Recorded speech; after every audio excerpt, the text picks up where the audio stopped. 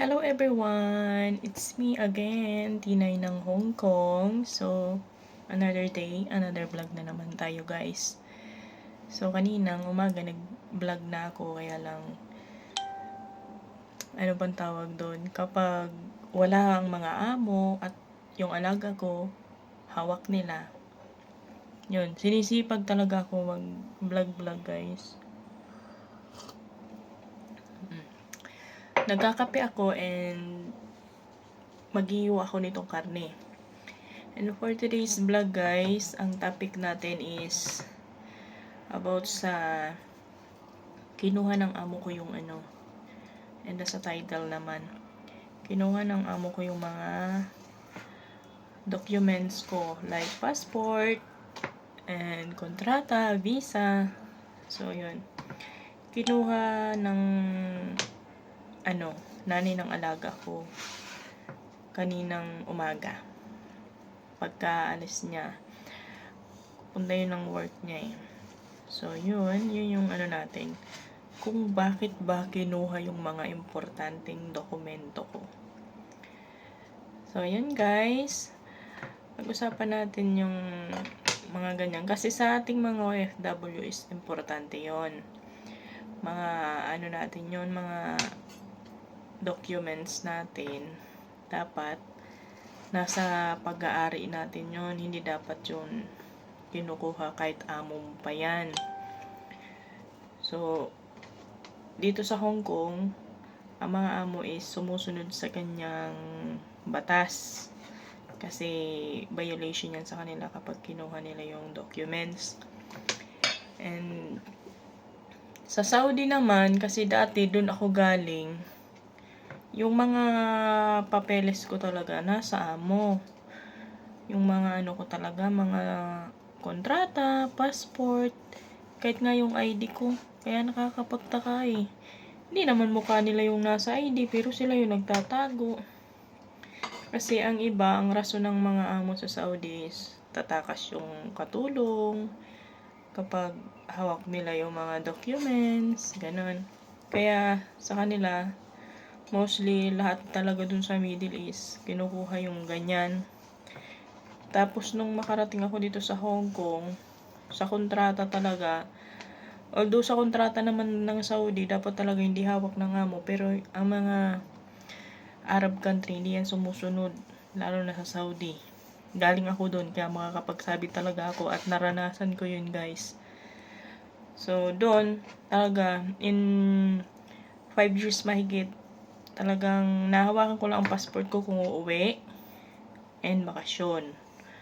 Tapos kung may lalakarin, like na hospital ka, kailangan kasi dun hawak mo yung ID mo, dun lang yung makikita mo yung documents mo. Unlike dito sa sa Hong Kong, hindi. Hawak mo siya. Simula na pagkarating ko dito, hawak ko yung mga documents ko. Hindi naman pinapakialaman. Kasi kung sa kontrata naman, may copy naman sila eh.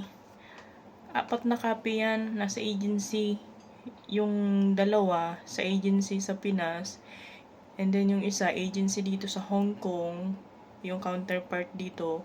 Ang isa sa akin, ang isa sa amo. So, 4 na copy yun. Tagi-isa, parang walang hindi, walang talo. Lahat may copy. Sa passport nga lang, syempre, personal mo naman niya, dapat sa'yo yan kasi ikaw yung dun eh. Mukha mo nakabalandra dun.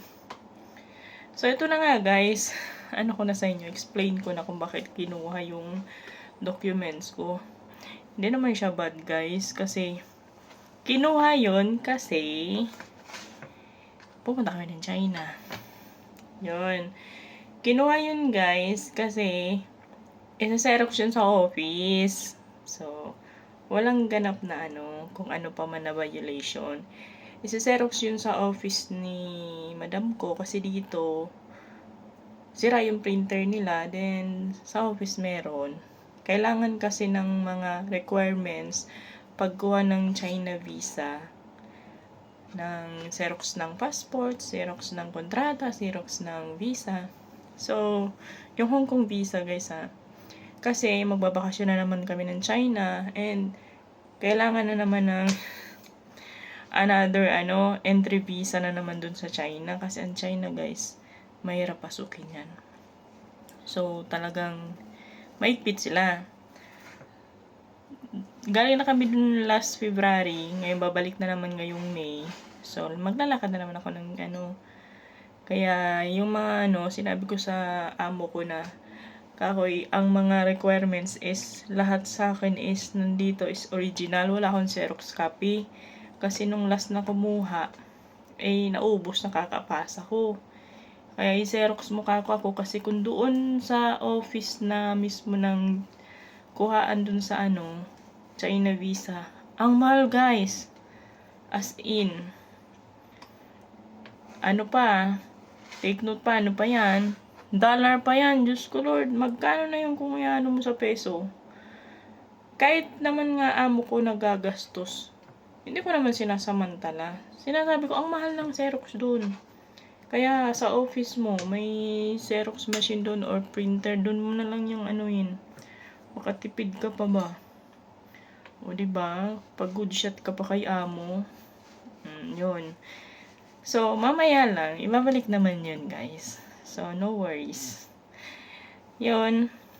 So, di ko alam kung malulungkot ba ako or matutuwa kasi bakasyon. Doon kasi, pag bakasyon ka,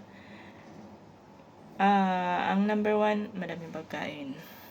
Number 2, wala kang gagawin. Para ka din nakabakasyon doon. Nasasabi ako. Pinakaalala sa akin. Para ka din nakabakasyon doon guys. Kaya, nakakatuwa. Pero sa akin, hindi masyadong kasi halos walang mga social media dun guys. Walang Google dun, 'di ba? Ang Google hawak niyo yung YouTube, Facebook. Wala dun guys. TikTok meron pero hindi ka naman makapanood ng galing Pilipinas. Yung TikTok naman nila. So, na maintindihan mo. Ini-expect mong maintindihan mong salita dun. So, yun, boring. As in, boring. Relax ka. Talagang maganda lang talaga dun. Kung magbabakasyon kayo, gusto mo ma-relax. Mawala yung stress mo. Yun, maganda yun. Pero yung talagang buhay mo na yung social media. Tulad sa akin, doon sana may makukuha akong mga content. Kaya lang, ma-upload ko pa. Kung kailan ka babalik dito. Matagal daw pati kami doon. Kasi experience daw ng alaga ko yung kung paano dun yung summer. Ano ba yan? Kasi bakasyon na dito guys.